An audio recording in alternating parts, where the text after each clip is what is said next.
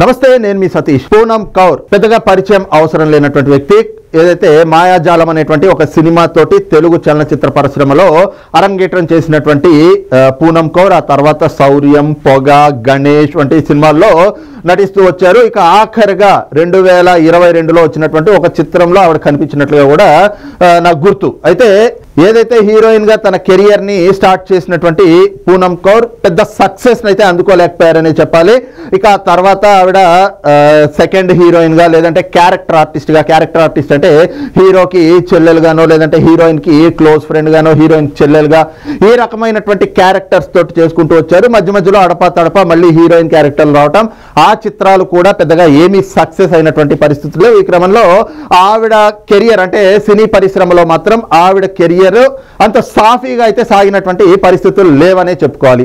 అయితే నటిగా ఒక గుర్తింపునైతే తెచ్చుకున్నటువంటి పూనం కౌర్ అంతకంటే ఎక్కువ గుర్తింపు వివాదాలతోటైతే పొందినటువంటి పరిస్థితి. పలు సందర్భాల్లో ఆవిడ అనేక వివాదాలకి కేంద్ర బిందువుగా కూడా మారారు. ముఖ్యంగా చూస్తే సినీ పరిశ్రమకు సంబంధించి ఏవైతే అంటే ఇతర రాష్ట్రాల నుంచి వచ్చినటువంటి వాళ్ళు అంటే బాంబే నుంచో లేదంటే చెన్నై నుంచో మలయాళం నుంచో వచ్చినటువంటి హీరోయిన్లకి వాళ్ళకి ఇక్కడ ప్రాముఖ్యత ఇస్తున్నారు. కానీ ఇక్కడ వాళ్ళకి అంటే తెలుగు ఇండస్ట్రీలో తెలుగు వాళ్ళకి ప్రాముఖ్యత లభించడం లేదు అంటూ కూడా ఆవిడ కొన్ని సందర్భాల్లో మీడియా ముఖంగా తన అభిప్రాయాలను అయితే గనక వ్యక్తం చేసినటువంటి పరిస్థితి, అవి కూడా కొంత వివాదాస్పదంగా మారినటువంటి క్రమాన్ని కూడా మనం చూసాం. ఇకపోతే పలు సందర్భాల్లో ఆవిడ చేసినటువంటి సోషల్ మీడియా వేదికగా ఆవిడ చేసినటువంటి కొన్ని పోస్టులు కానీ కొన్ని ట్వీట్లు కానీ అవి కూడా రాజకీయంగా, అది కూడా ఆంధ్రప్రదేశ్ రాజకీయాల్ని ప్రభావితం చేసే విధంగా లేదా ఆంధ్రప్రదేశ్ రాజకీయాల్లో కూడా చర్చనీయాంశంగా అవి వివాదాస్పదంగా కూడా మారినటువంటి పరిస్థితిని అయితే చూసాం. కారణం ఏంటంటే ఆవిడ పెట్టేటువంటి పోస్టులు, ఆవిడ చేసేటువంటి ట్వీట్లు ఇవన్నీ కూడా ఆంధ్రప్రదేశ్ లో ఉన్నటువంటి కొంతమంది రాజకీయ ప్రముఖులు అంటే సినీ ఇండస్ట్రీలో ఉంటూ రాజకీయాల్లో కూడా ఉన్నటువంటి వ్యక్తుల పైన ఆవిడ చేసినటువంటి పోస్టులు కానీ ట్వీట్లు కానీ ఉన్నాయి. అయితే ఆ సందర్భంలో ఆవిడ వెనకాతల కొంతమంది వ్యక్తులు అంటే ఏముంది, అక్కడ ఉన్నటువంటి అధికార పార్టీ అంటే వైఎస్ఆర్ కాంగ్రెస్ పార్టీ, ఇప్పుడు ఉన్నటువంటి అధికార పార్టీ వైఎస్ఆర్ కాంగ్రెస్ పార్టీ పెద్దలు కూడా కొంతమంది ఆవిడ వెనకాతల ఉన్నారు అనేటువంటి కొన్ని ఆరోపణలు కూడా వచ్చినాయి. అందులో వాస్తవం ఎంత ఉంది అవాస్తవం ఎంత ఉంది అనేటువంటి తెలియదు. కానీ ఆవిడ ఆ పోస్టులు పెట్టడం కానీ ఆ ట్వీట్లు చేయడం కానీ వీటన్నిటి వెనకాతల కూడా ఏదైతే అక్కడ ఉన్నటువంటి అధికార పార్టీకి సంబంధించినటువంటి వ్యక్తులు కూడా కొంతమంది ప్రముఖులు ఉన్నారు అన్నటువంటి కొన్ని ప్రచారాలు కూడా జరిగినాయి. కారణం ఏమిటి అంటే ఏదైతే వైఎస్ఆర్ కాంగ్రెస్ పార్టీ నాయకులు అక్కడ ఉన్నటువంటి ప్రతిపక్షాలు, ఆ ప్రతిపక్షాల్లో ఉన్నటువంటి నాయకులు అంటే ఈ సినీ ఇండస్ట్రీలో ఉంటూ అక్కడ రాజకీయాల్లో ఉన్నటువంటి వ్యక్తులు ప్రముఖులు ఎవరైతే ఉన్నారో వాళ్ళ పైన ఏదైతే వైసీపీ నాయకులు చేస్తున్నటువంటి ఆరోపణలు, వాళ్ళు చేసేటువంటి విమర్శలు ఏ విధంగా ఉంటాయో అదే సమయంలో ఈవిడ కూడా స్పందించడంతో ఆ రకమైనటువంటి చర్చలు వచ్చినట్లుగా కూడా మనం వీటిని అయితే గుర్తించవచ్చు. కారణం ఏమిటి అంటే ఆవిడ చేసినటువంటి ట్వీట్లు అలా ఉన్నాయి కాబట్టి.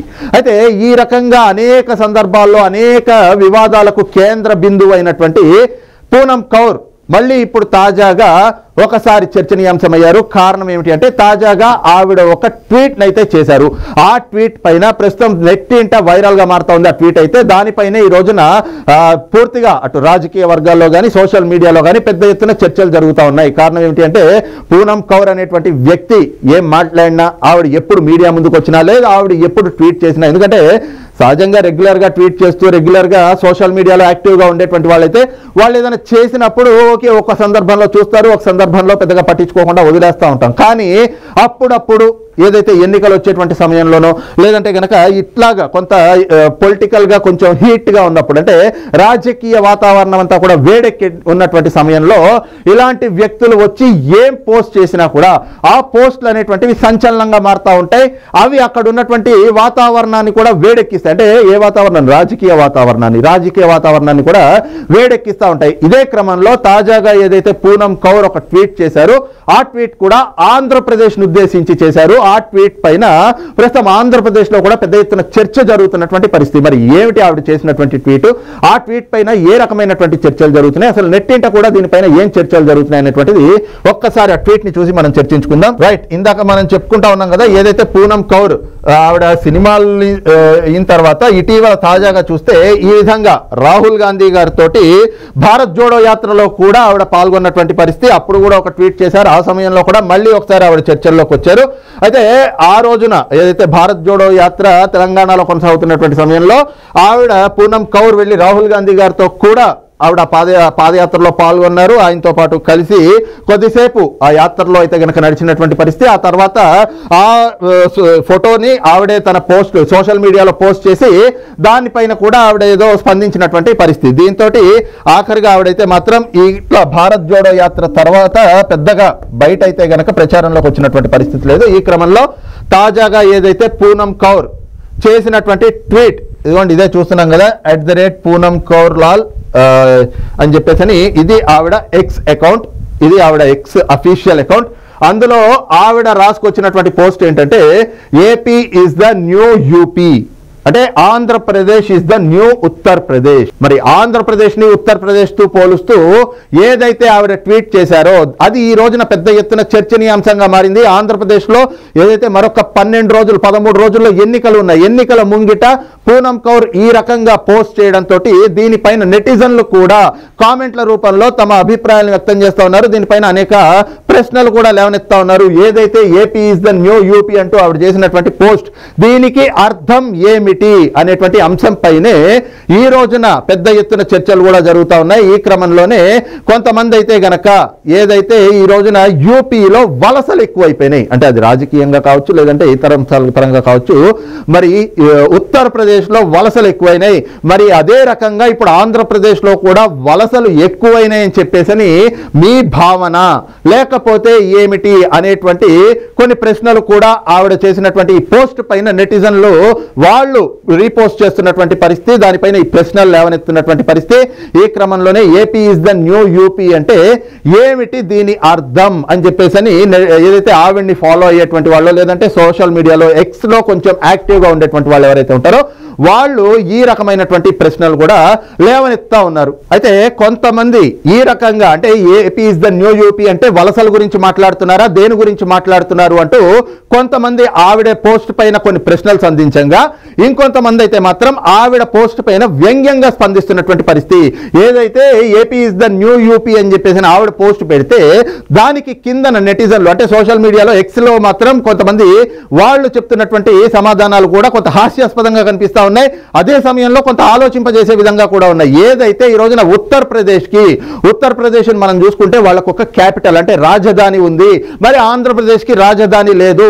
ఇది మీ పోస్ట్ తాలూకు అర్థమా? ఇదే మీ భావన మీరు వ్యక్తం చేద్దాం అనుకున్నారా? మరి ఈ పోస్ట్ కి మాకైతే ఈ అర్థం కనిపిస్తా ఉంది.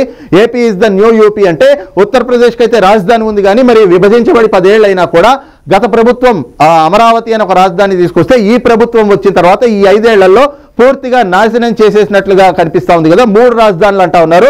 మరి 10 ఏళ్ళు అయినా కూడా ఇప్పటికీ రాజధాని లేదు. మరి ఉత్తరప్రదేశ్కి రాజధాని ఉంది, ఆంధ్రప్రదేశ్కి అయితే రాజధాని లేదు. ఇదే మీరు చెప్పాలనుకున్నారా అనేటువంటి కొన్ని సమాధానాలు కూడా ఆవిడ పోస్ట్కి అయితే వస్తా ఉన్నాయి. ఈ క్రమంలో ఆవిడ కూడా ఒక పోస్ట్ అయితే పెట్టారు, specially when it comes to women abuse and safety అని చెప్పేసి పెట్టారు.